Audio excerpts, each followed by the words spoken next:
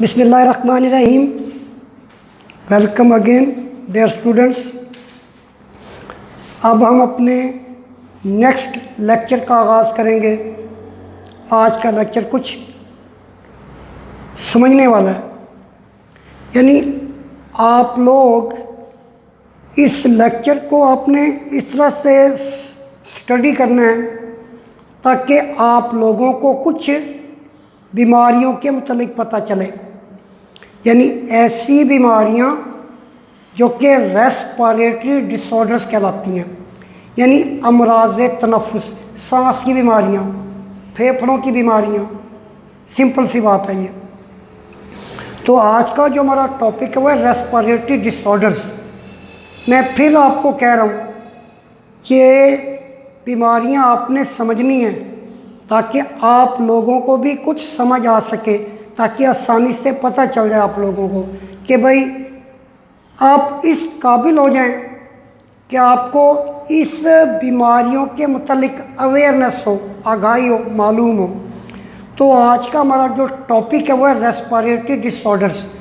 Respiratory disorders, अमराज़े तनफ़ुस, simply सांस की बीमारियाँ, means the disease which are concern with respiratory system, वो बीमारियां जिनका ताल्लुक रेस्पिरेटरी सिस्टम से है, या हम क्या कह सकते हैं, रेस्पिरेटरी सिस्टम की बीमारियां, डिसऑर्डर्स बीमारियां। There are number of respiratory disorders, बहुत ज़्यादा तादाद में अमराज़े तनफ़ुस हैं, सांस की बीमारियाँ, रेस्पिरेटरी सिस्टम की बहुत सारी बीमारियाँ विच इफ़ अफेक्ट पीपल, जो कि लोगों को मुतासिर करती हैं, जिससे बहुत ज़्यादा लोग मुतासिर होते हैं, यानी उन्हें ये बीमारियाँ होती हैं। The percentage of such disorder is particularly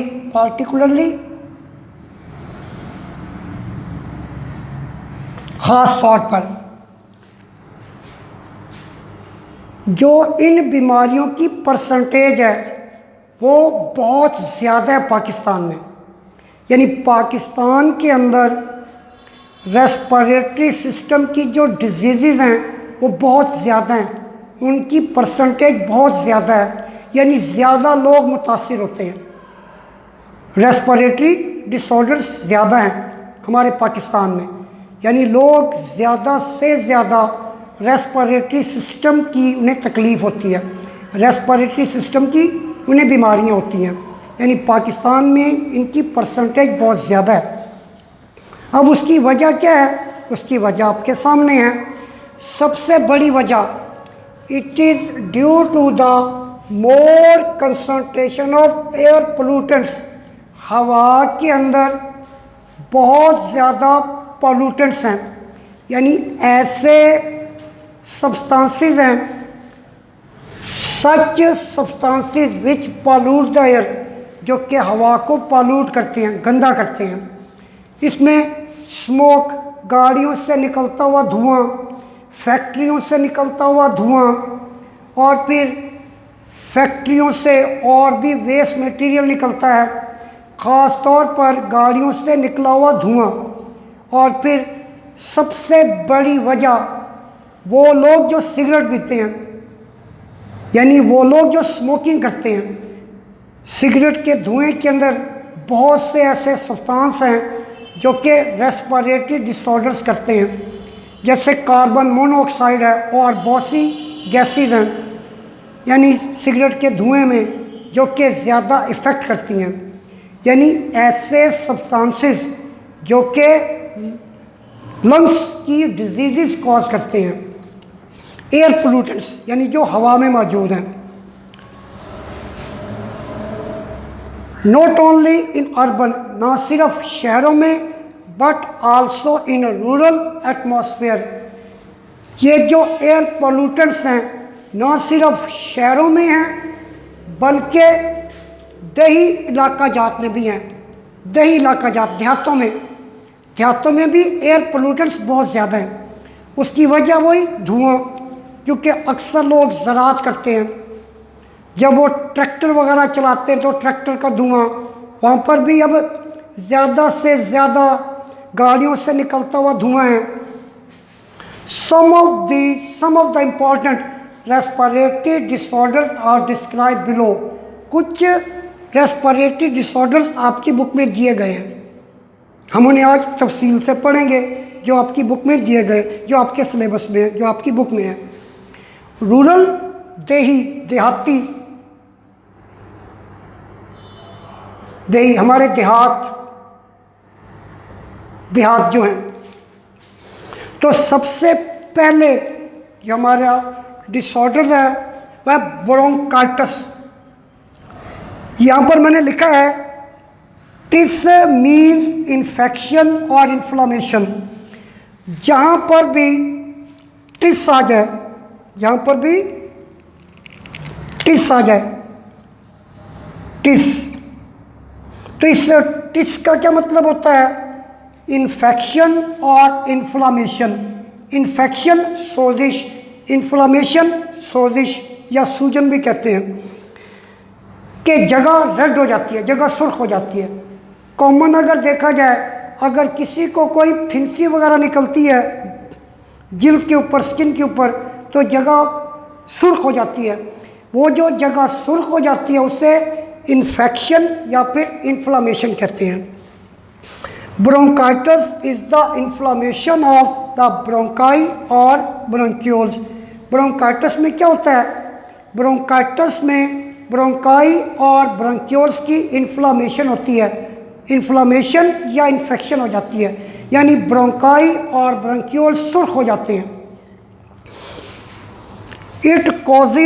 it results excessive secretion of mucus into tubes. बहुत ज़्यादा मिकदार में बलगम या लेसदार मवाद ब्रोंकाई और ब्रोंक्यूल्स में इकट्ठा हो जाता है, सांस लेने में फिर दिक्कत होती है। अब शॉर्ट क्वेश्चन क्या हो सकता है? शॉर्ट क्वेश्चन ये भी आ सकता है, what is bronchitis? What is bronchitis?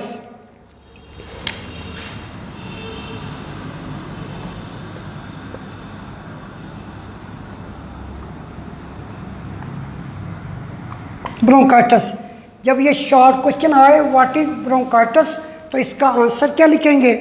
Bronchitis is the inflammation of the bronchi, यानी ब्रोंकाई की इन्फ्लामेशन है या ब्रोंक्यूल्स की इन्फ्लामेशन है। इट रिजल्ट्स एक्सेसिव सेक्रीशन, बहुत ज़्यादा मिकदार में बलगम और लेसदार मवाद ब्रोंकाई और ब्रोंक्यूल से निकलता है और फिर उनमें जमा हो जाता है। इनटू ट्यूब्स, यहाँ तक इसका आंसर है किस क्वेश्चन का? What is bronchitis. अगर शॉर्ट क्वेश्चन दूसरा जो है, what are the causes of bronchitis, short question,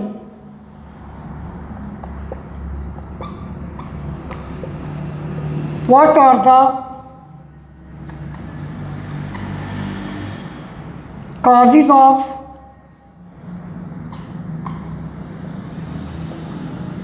bronchitis. Bronchitis की कॉजेज क्या हैं, वजूहात क्या हैं, किस वजह से होता है bronchitis? It is caused by viruses, bacteria और exposure to chemical irritants. Bronchitis होने की वजह क्या है?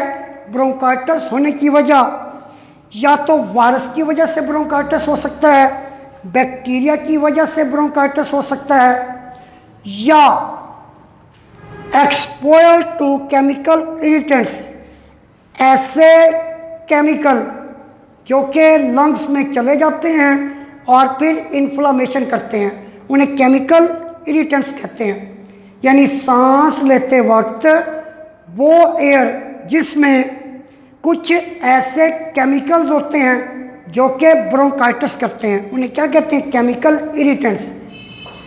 सच chemicals when inter in lungs, ऐसे केमिकल जो कि लंग्स में दाखिल होते हैं, एयर के ज़रिए दाखिल होते हैं, एंड कॉजेज इन्फ्लामेशन, और ये सोजिश करते हैं। फॉर एग्ज़ाम्पल जैसे लेड है, क्रोमियम है, lead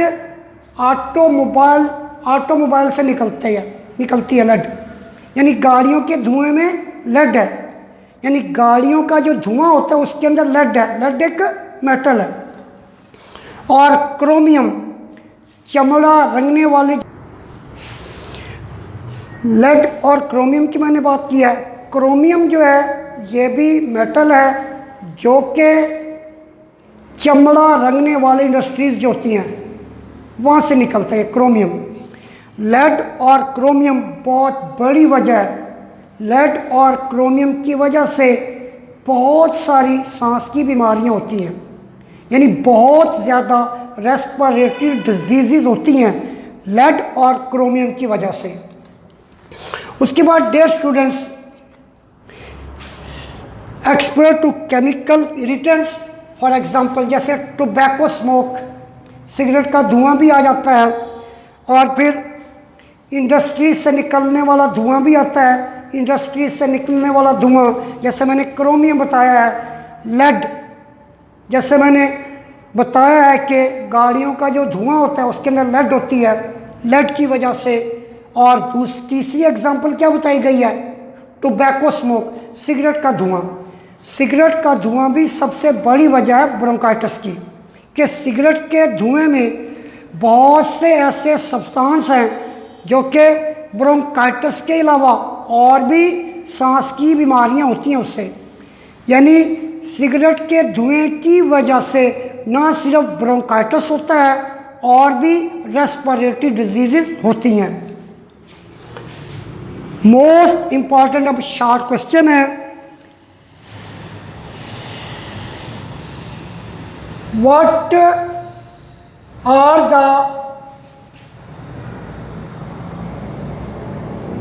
types of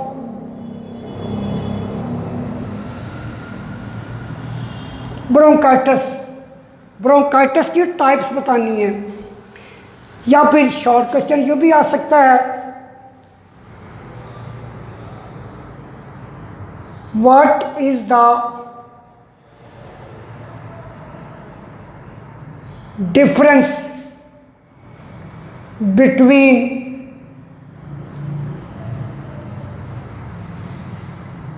acute and chronic bronchitis। Acute और क्रॉनिक ब्रोंकाइटिस के दरमियान क्या फ़र्क है? या यूँ भी आ सकता है, what is acute bronchitis, what is chronic bronchitis. जो फिर ब्रोंकाइटिस की फिर दो टाइप्स है। Number 1 acute bronchitis. एक्यूट का मतलब होता है शदीद,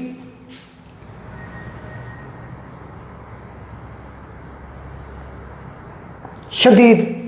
या फिर इसका मतलब और क्या ले सकते हैं, जो जिसका दौरानिया कम हो, यानी कुछ देर के लिए, कुछ देर के लिए। एक्यूट ब्रोंकाइटिस, शदीद ब्रोंकाइटिस या ऐसा ब्रोंकाइटिस जो काफ़ी अरसा नहीं रहता, कुछ ही दिनों में इंसान ठीक हो जाता है।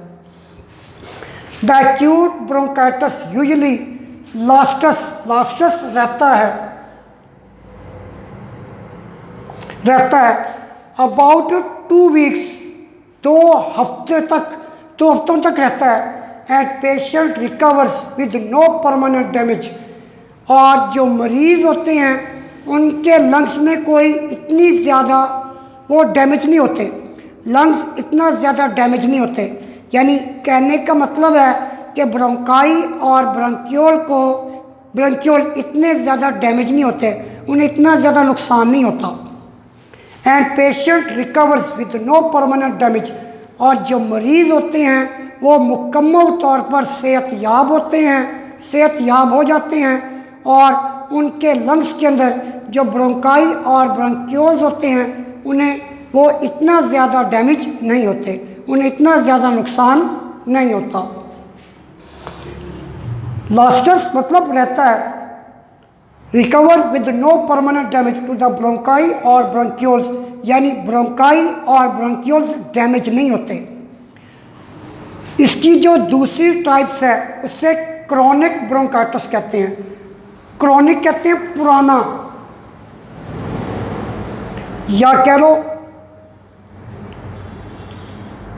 पुरानी बीमारी, यानी ऐसी बीमारी जो काफ़ी अरसे तक रहे, ऐसी बीमारी जो काफ़ी अरसे तक रहे, या यूँ भी कह सकते हैं ये वो बीमारी है या ये वो डिज़ीज़ है जो किसी इंसान को काफ़ी अरसे से है, काफ़ी अरसे से है, बहुत पुरानी बीमारी है ये। क्रॉनिक ब्रोंकाइटिस, ऐसा ब्रोंकाइटिस जो काफ़ी अरसे से हो, यानी ऐसा ब्रोंकाइटिस जो किसी मरीज़ में काफ़ी अरसे से है। इन chronic bronchitis the bronchi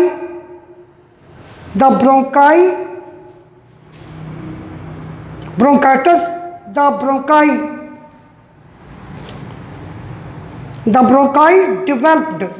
developed the bronchi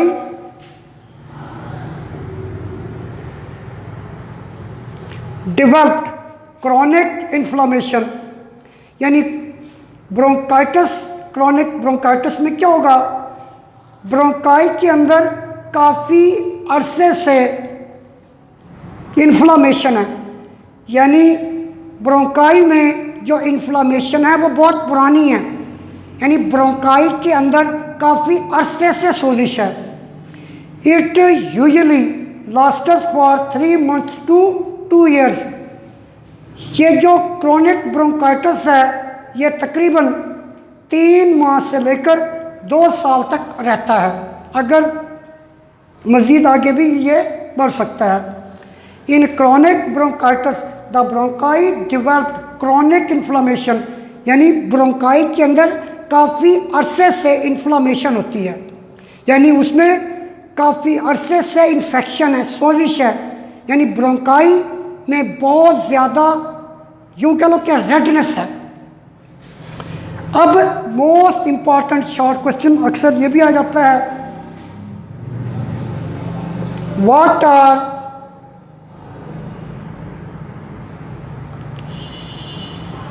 are the symptoms of bronchitis. Bronchitis की सिम्टम्स बतानी, अलामात, यानी हमें कैसे पता चलेगा कि इस इंसान को ब्रोंकाइटिस है। ये बात याद रखनी है, जितनी भी रेस्पिरेटरी डिजीज़ हैं उन सब की अलामात एक जैसी हैं, मिलती जुलती हैं, यानी एक जैसी अलामात हैं। Symptoms of bronchitis include, bronchitis में होता क्या है, एक तो मरीज़ को खांसी होती है, माइल्ड वीजिंग, सीटियों की आवाज़ आती है, फीवर बुखार होता है, चिल्स कपकपाहट होती है, सर्दी लगती है, एंड शॉर्टनेस ऑफ ब्रीथ, जब भी कोई काम करेगा तो उसको सांस लेने में तंगी होगी। Shortness of breath, shortness of breath, सांस लेने में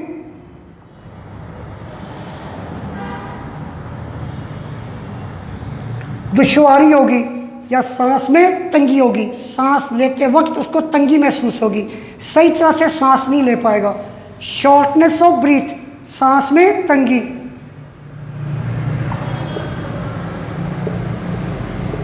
में तंगी या सांस लेते वक्त तंगी होगी जब कोई हार्ड जॉब करेगा, जब कोई सख्त काम करेगा, कोई वज़न उठाएगा या काफ़ी देर तक चलेगा, तो उससे क्या होगी, सांस लेने में दुश्वारी होगी, सांस लेने में दिक्कत होगी।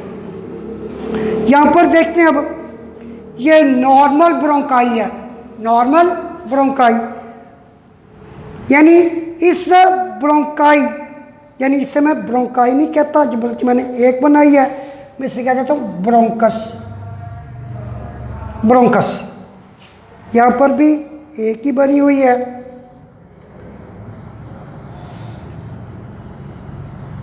ब्रोंकस, ये नॉर्मल ब्रोंकस है। नॉर्मल, इसके अंदर कोई इन्फेक्शन नहीं है, कोई इन्फ्लामेशन नहीं है, कोई इन्फेक्शन नहीं है, ये बिल्कुल नॉर्मल है। ये इन्फ्लेम्ड है। इन्फ्लेम्ड कहते हैं सोजिश, सोजिश ज़दा, ऐसी ब्रोंकस जिसके अंदर इन्फेक्शन है।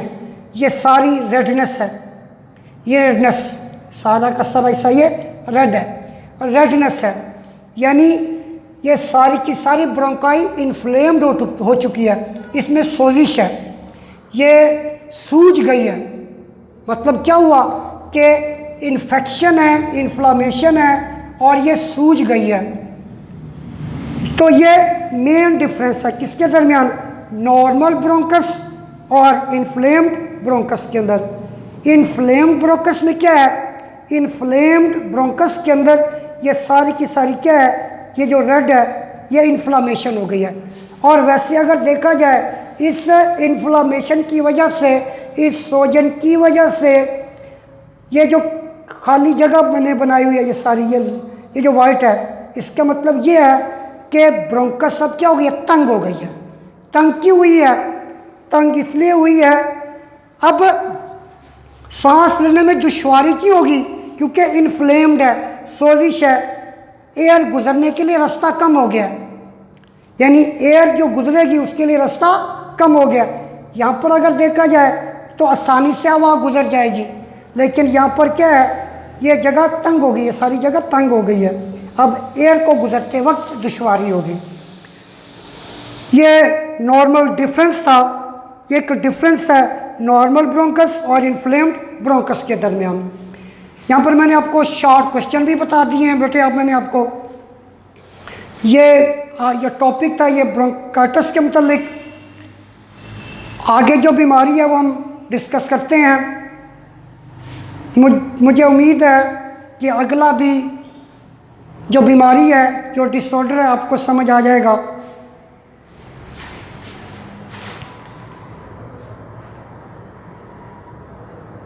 डियर स्टूडेंट्स, अब हमारा जो अगला डिसऑर्डर है, यानी जो बीमारी है जो कि रेस्पिरेटरी सिस्टम की है, इसको एम्फीसीमा कहा जाता है। रीड करने से पहले हम डायाग्रामेटिकली इस डिजीज़ यानी डिसऑर्डर को, इस एम्फीसीमा को समझते हैं डायाग्रामेटिकली। इधर देखिए, ये अल्वेओलर डक्ट, ये अल्वेओलर सैक, अल्वेओलस, अल्वेओलस, अल्वेओलस, अल्वेओलस, काफ़ी सारे अल्वेओलस जमा क्या हो गई, अल्वेओलाई। यानी यहाँ पर अल्वेओलस कितने हैं, 1 2 3 4 क्या है, अल्वेओलस है, यानी अल्वेओलाई है ये। अब देखिए, alveoli is surrounded by blood capillaries, के अल्वेओलाई के बाहर क्या है, ब्लड कैपिलरीज है। मेरा कहने का मकसद ये है कि alveoli is surrounded by blood capillaries और the blood capillaries surround the alveoli, कि ये जो सारी की सारी अल्वेओलाई हैं ये ब्लड कैपिलरीज से घिरी हुई है, यानी ब्लड कैपिलरीज इनके साथ अटैच है। अब एम्फीसीमा में क्या होता है, जो अल्वेओलाई की दीवारें हैं, ये अल्वेओलाई की दीवारें हैं, ये अल्वेओलाई की दीवारें, ये अल्वेओलाई की दीवारें, ये सारी अल्वेओलाई की दीवारें हैं, ये सारी अल्वेओलाई की दीवारें हैं, यानी एक नॉर्मल अल्वेओलाई है। अब एम्फीसीमा में क्या होगा कि अल्वियोलाई की जो वॉल्स हैं वो डिस्ट्रॉय हो जाती हैं, वो तबाह हो जाती हैं। ये यहाँ से ये दीवार ख़त्म हो गई, यहाँ से ये दीवार ख़त्म हो गई, यहाँ से ये दीवार ख़त्म हो गई, यहाँ से ये दीवार ख़त्म हो गई, ये दीवार भी ख़त्म हो गई, ये दीवार भी ख़त्म हो गई, ये दीवार भी ख़त्म हो गई। अब इसका रिज़ल्ट क्या निकलेगा? एक तो ब्लड कैपिलरीज भी डिस्ट्रॉय हो गई। अब जाहिर बात है काफ़ी सारी डिस्ट्रक्शन हुई है, क्योंकि अल्वियोलाई की जो दीवारें हैं वो सिंगल लेयर ऑफ सेल्स हैं। अब वो सिंगल लेयर ऑफ सेल्स यहाँ से ख़त्म हो गए, ये भी सिंगल लेयर ऑफ सेल की लेयर है, ये भी ख़त्म हो गई, ये भी सिंगल लेयर ऑफ सेल है, ये भी ख़त्म हो गई। अब ये काफ़ी सारे जो वॉल्स हैं अल्वियोलाई की ये डिस्ट्रॉय हो गई हैं, ख़त्म हो गई हैं। अब इसका रिज़ल्ट क्या निकलेगा? अब ये एक बहुत बड़ी सैक दिखाई दे रही है, बहुत बड़ी एक सैक। अब इसका रिज़ल्ट ये निकलेगा, सही तरीके से गैसेस एक्सचेंज नहीं हो पाएगी, और ये ऐसी डिस्ट्रक्शन है, ये वो सेल की डिस्ट्रक्शन है जो वापस भी नहीं आ सकती। यानी ये दीवारें दोबारा रिपेयर भी नहीं हो सकती, यहाँ पर दोबारा नए सेल भी नहीं बन सकते। अब इसको हम रीड करते हैं। Emphysema is the destruction of walls of alveoli. Destruction है यानी दीवारें तबाह हो गई हैं। It results in larger air sacs, बहुत बड़ी बड़ी एयर की सैक्स बनती है। इस तरह से काफ़ी सारी बहुत बड़ी एयर सैक बनी हुई है। But with lesser surface area for gases exchange, क्योंकि ब्लड कैपिलरीज भी कम हो गई और वॉल्स भी डिस्ट्रॉय हो गई। अब सरफेस एरिया बहुत कम है for the exchange of gases. Gases exchange के लिए सरफेस एरिया बहुत ही कम हो गया, सारा का सारा एरिया कम हो गया। As lungs tissue break down the lungs do not come back to their original shape. अब मेरे बेटे ये तो सारी की सारी दीवारें तबाह हो गई हैं, सारी की सारी दीवारें तबाह हो गई हैं। अब ये जो टिश्यू है या ये टिश्यू है या ये टिश्यू है या ये टिश्यू है, अब ये टिश्यू दोबारा तो नहीं बनेंगे। तो इसका मतलब ये हुआ कि एज लंग्स टिश्यू ब्रेक, जैसे यहाँ पर टिश्यू ब्रेक हुए हैं, the lungs do not come back to their original shape, यानी लंग्स दोबारा अपनी असल हालत में नहीं आते, क्योंकि अल्वियोलाई की जो दीवारें हैं वो टूट गई हैं, वो ख़त्म हो गई हैं। Original shape after acceleration, so air can not be pushed out and is trapped in the lungs. यानी जैसे ही मरीज या जो पेशेंट होगा एम्फीसीमा का, वो इंस्पायरेशन करेगा, जैसे इंस्पायरेशन करेगा अब वो एक्सलेशन ही कर पाएगा, यानी वो कंज्यूम्ड एयर को वापस नहीं निकाल पाएगा, उसे डिफ़िकल्टी होगी। सो air can not be pushed out, अब एयर बाहर नहीं आएगी क्योंकि जो एयर है वो लंग्स के अंदर ट्रैप हो गई है। अब मोस्ट इंपॉर्टेंट जो शॉर्ट क्वेश्चन आता है, what are the symptoms of emphysema?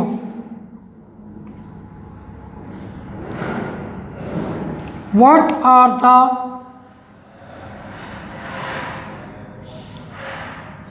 Symptoms of